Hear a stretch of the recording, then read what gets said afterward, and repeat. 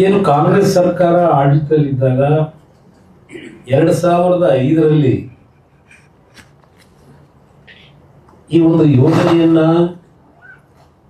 2006-07 ಪ್ರಾರಂಭ ಆಯಿತು.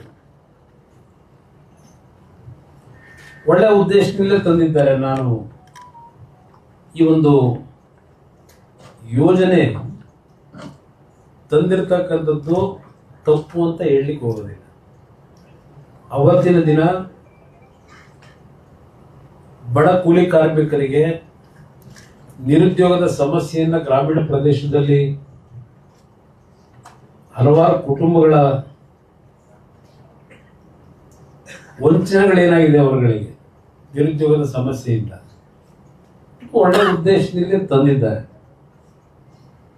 ನಾನು ಈ ಒಂದು ಕಾರ್ಯಕ್ರಮ ಅತ್ಯಂತ ಕೆಟ್ಟ ಕಾರ್ಯಕ್ರಮ ಅಂತ ನಾನು ಹೇಳಲಿಕ್ಕೆ ಹೋಗೋದಿಲ್ಲ, ಯಾರು ಹೇಳೋದು ಇಲ್ಲ. ಆದರೆ ನಂತರದ ದಿನಗಳಲ್ಲಿ ಈ ಒಂದು ಮಹಾತ್ಮ ಗಾಂಧೀಜಿಯವರ ಹೆಸರನ್ನ ಇಟ್ಟಂತ ಈ ಯೋಜನೆ ಎಷ್ಟರ ಮಟ್ಟಿಗೆ ಮಹಾತ್ಮ ಗಾಂಧೀಜಿಯವರಿಗೆ ಗೌರವ ಸಲ್ಲಿಸ್ತಕ್ಕಂಥ ರೀತಿಯಲ್ಲಿ ಪಾರದರ್ಶಕವಾಗಿ ಭ್ರಷ್ಟರಹಿತವಾಗಿ ಈ ಕಾರ್ಯಕ್ರಮಗಳನ್ನು ಅನುಷ್ಠಾನಕ್ಕೆ ತಂದಿದ್ದಾರೆ. ಇದು ಇಲ್ಲಿ ಪ್ರಮುಖವಾಗಿರತಕ್ಕಂಥ ಅಂಶ.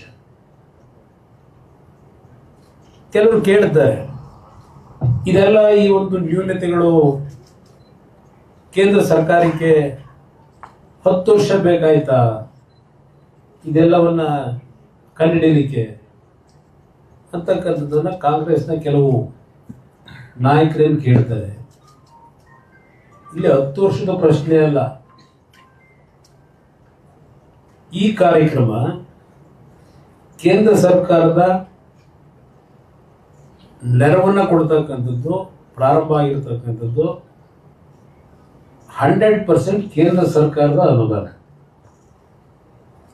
ಈ ಕೇಂದ್ರ ಸರ್ಕಾರದ ಅನುದಾನವನ್ನ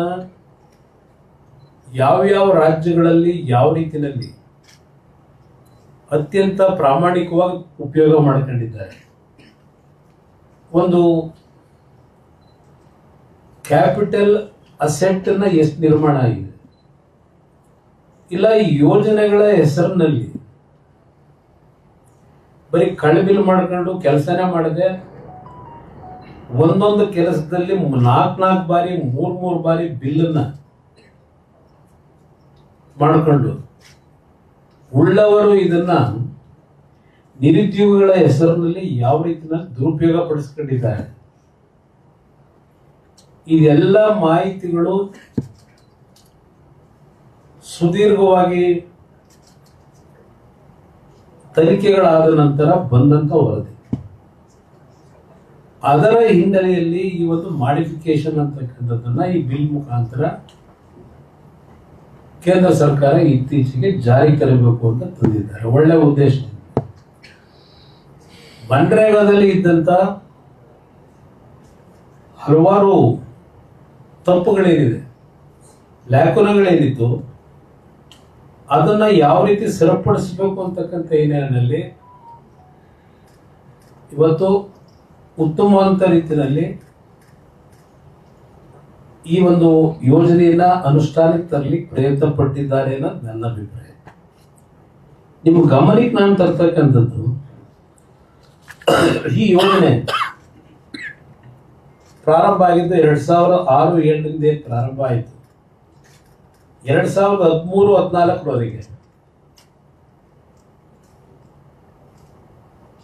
ಟೋಟಲ್ ಪರ್ಸೆಂಟೇಜ್ ಜನರೇಟ್ ಆಗಿರತಕ್ಕಂಥದ್ದು 1660 ಕೋಟಿ. 2006-07 2013-14 ನಂತರ 2014-15 2025-26 10 ವರ್ಷದಲ್ಲಿ ನರೇಂದ್ರ ಮೋದಿ ಅವರ ನಾಯಕತ್ವದಲ್ಲಿ 3210 ಕೋಟಿ ಪರ್ಸೆಂಟೇಜ್ ಜನರೇಟ್ ಆಗಿರ್ತಕ್ಕಂಥದ್ದು.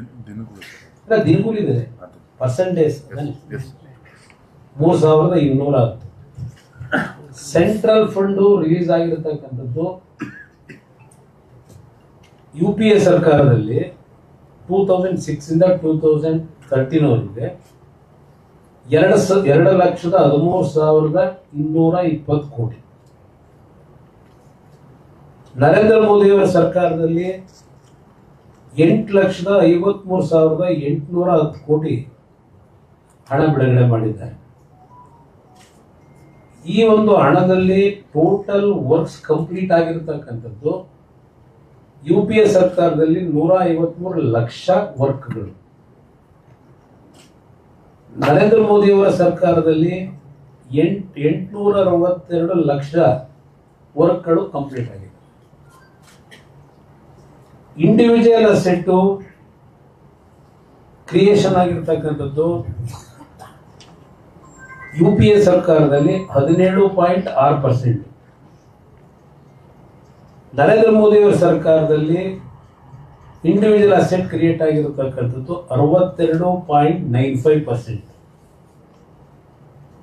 Aadhaar seeding in NREGA soft active workers in crore 0.76 in January 2014 UPA ಸರ್ಕಾರ. ನರೇಂದ್ರ ಮೋದಿಯವರ ಸರ್ಕಾರದಲ್ಲಿ 12.12 ಕೋಟಿ. ಇನ್ನ national electronic fund management system ನಲ್ಲಿ implemented in 28 states and 5 union territories NDA ಸರ್ಕಾರದಲ್ಲಿ.